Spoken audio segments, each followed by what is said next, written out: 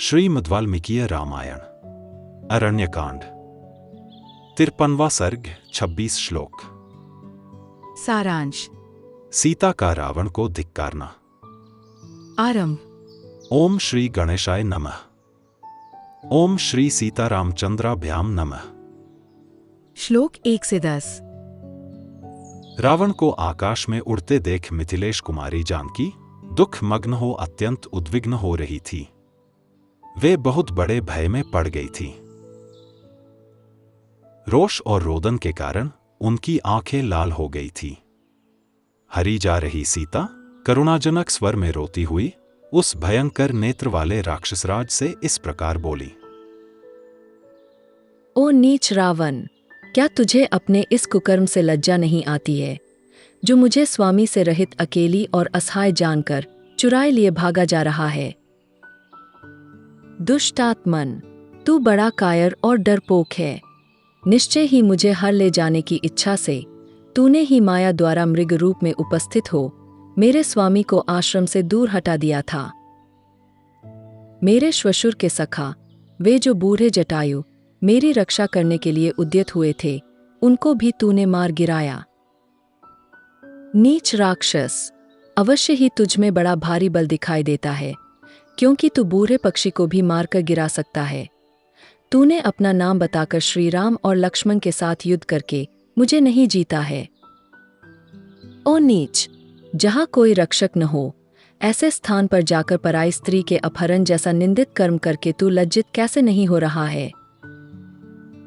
तू तो अपने को बड़ा शूरवीर मानता है, परंतु संसार के सभी वीर पुरुष तेरे इस कर्म को घृणित, क्रूरतापूर्ण और पाप रूप ही बताएंगे। तूने पहले स्वयं ही जिसका बड़े ताव से वर्णन किया था, तेरे उस शौर्य और बल को धिक्कार है। कुल में कलंक लगाने वाले तेरे ऐसे चरित्र को संसार में सदा धिक्कार ही प्राप्त होगा। किंतु इस समय क्या किया जा सकता है, क्योंकि तू बड़े वेग से भागा जा रहा है। अरे, 2 घड़ी भी तो ठहर जा, फिर यहां से जीवित नहीं लौट सकेगा। श्लोक 11 से 20।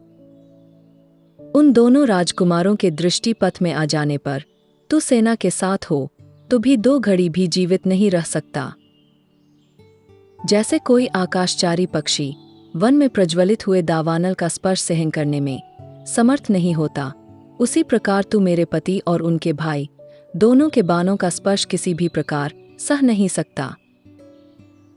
रावण, यदि तू मुझे छोड़ नहीं देता है तो मेरे तिरस्कार से कुपित हुए मेरे पतिदेव अपने भाई के साथ चर आएंगे और तेरे विनाश का उपाय करेंगे।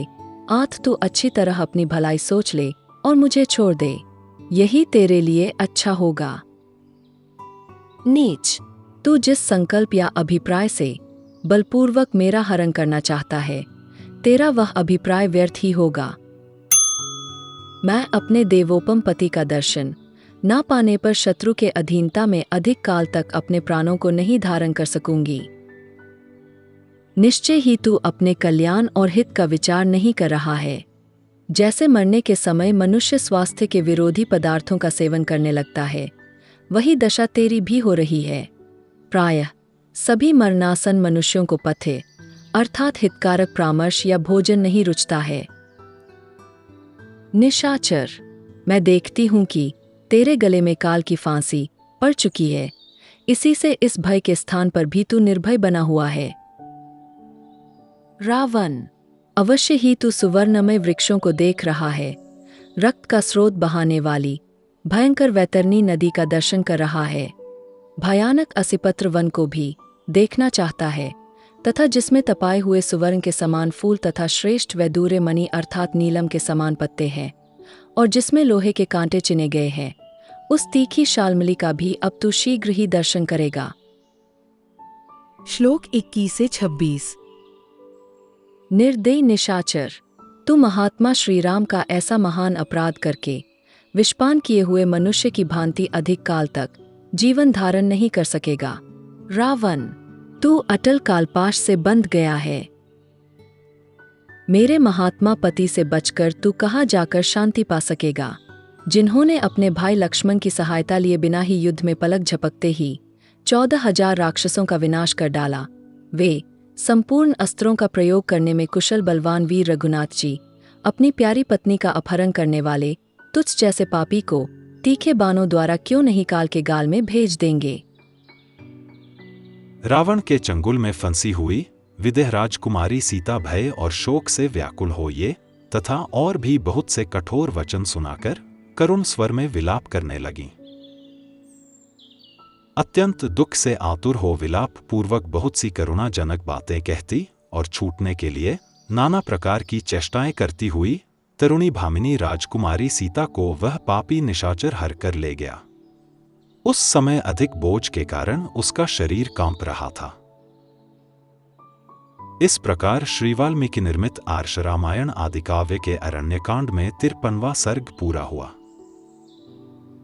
Presented by Dr. T.K. Bansal, a blind scientist. Please like and share this video, and don't forget to subscribe my channel. Jai Shri Ram.